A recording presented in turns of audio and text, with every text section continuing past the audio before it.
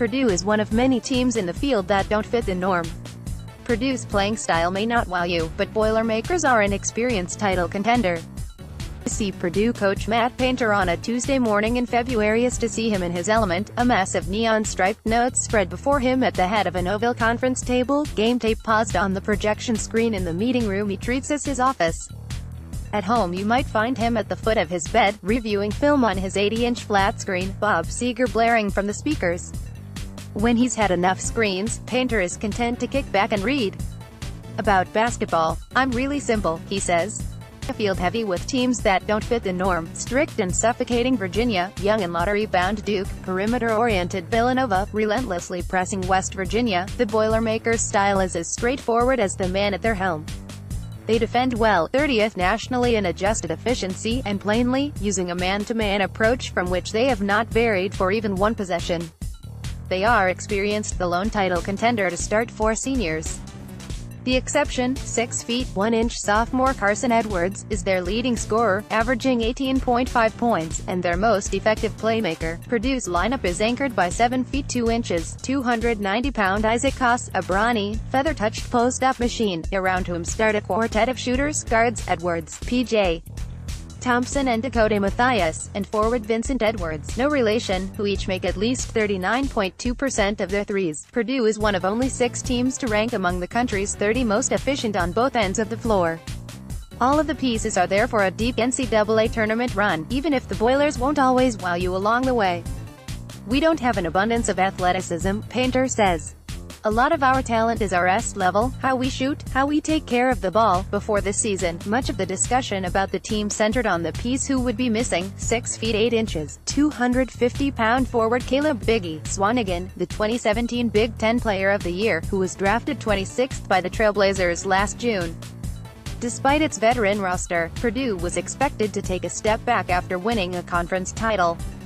But on last August's preseason trip to Taipei, Taiwan, where the Boilermakers won silver while representing the U.S. in the World University Games, they got a glimpse of their new selves, and liked what they saw.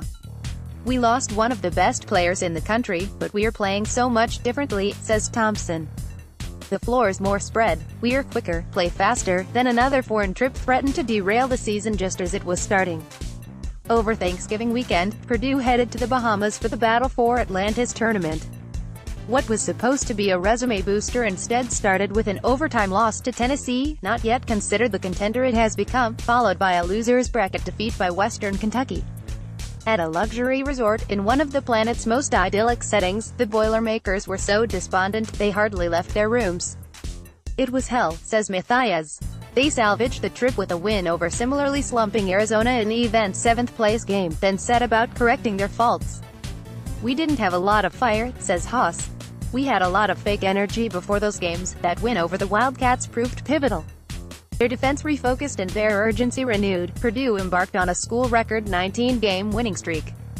Soon a genuine energy followed them around campus, where classmates were buzzing about the team's latest AP poll ranking. It reached No.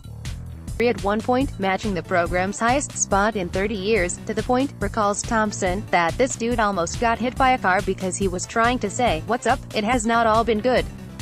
In February, Purdue dropped 3 straight games that were bookended by single-possession wins, a reminder of vulnerability after 2 spotless months. "People said, 'Oh, you threw the ball inside too much,'" Painter says of the late-season swoon. "We got quality shots. We needed to make a couple more." There has been an optimism among the old gold and black faithful that these Boilermakers might be the first since 1980 to reach the season's final weekend. But that comes with a caution born of past disappointments, from Glenn Robinson's wrenching his back wrestling in a hotel room before the '94 Elite Eight, to letdowns as No. 1 seeds in '88 and '96. "It always feels like, as a fan, you're waiting for that other shoe to drop," says 2002 graduate Travis Miller, who has run the Purdue sports blog Hammer and Rails since '09. Painter says he feels no pressure, that he doesn't need a slew of victories.